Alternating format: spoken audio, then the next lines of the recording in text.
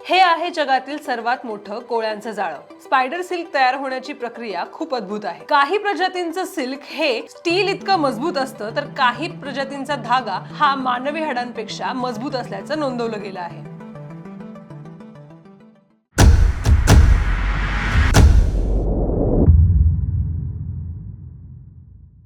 Greece आणि अल्बेनियाच्या सीमेवर असलेल्या एका सल्फर केव्ह मध्ये शास्त्रज्ञांना हे कोळ्यांचं जाळं सापडलेलं आहे। जवळजवळ 106 चौरस मीटरवर पसरलेलं। या जाळ्याचं खास वैशिष्ट्य म्हणजे हे जाळं एखाद्या कोळ्याने नाही, तर 2 वेगवेगळ्या प्रजातींच्या 1,11,000 कोळ्यांनी एकत्र विणलेलं जाळं आहे। म्हणूनच हे जाळं कोळ्यांची मेगा सिटी म्हणून ओळखलं जातंय। पण हे पाहून एकच प्रश्न पडतो, कोळी एवढं मोठं आणि टिकाऊ जाळं कसं बनवू शकतो? स्पायडर सिल्क म्हणजे बारीक आणि सुंदर दिसणारा धागा नसतो। काही प्रजातींचं सिल्क हे स्टील इतकं मजबूत असतं, तर काही प्रजातींचा धागा हा मानवी हाडांपेक्षा मजबूत असल्याचं नोंदवलं गेलं आहे। याचा वेट टू स्ट्रेंथ रेशो इतका अप्रतिम आहे की कोळ्यांचं लहानसं शरीर असूनही अनेक धागे एकत्र आणून इतकं मोठं जाळं तयार करू शकतात। हा धागा हलका असतो आणि तरीही खूप ताण सहन करू शकतो। इलास्टिक असतो, पण तरीही सहजासहजी तुटत नाही। म्हणूनच इतक्या साऱ्या कोळ्यांनी एकत्र येऊन विणलेलं हे जाळं खूप टिकाऊ आणि मजबूत असतं।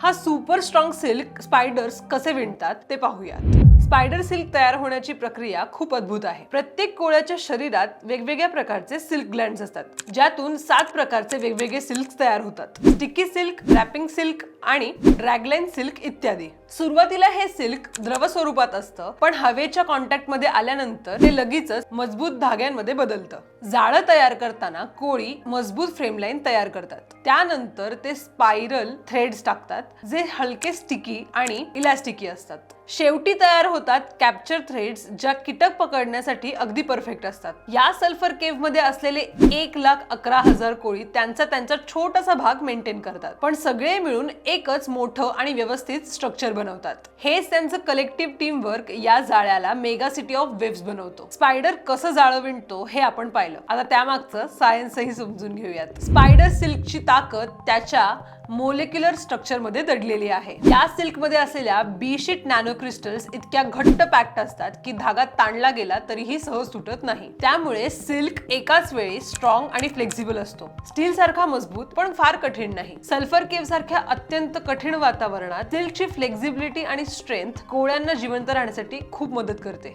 मोठं कॉलनी वेब असल्यामुळे शिकार पकडणंही अगदी सोपं जातं। हा होता निसर्गाचा आणखी एक माइंड ब्लोईंग चमत्कार। इव्होल्यूशन आणि इतक्या हजारो कोळ्यांचं हे टीम वर्क दाखवून देतं की निसर्गाची इंजिनिअरिंग किती परफेक्ट आहे।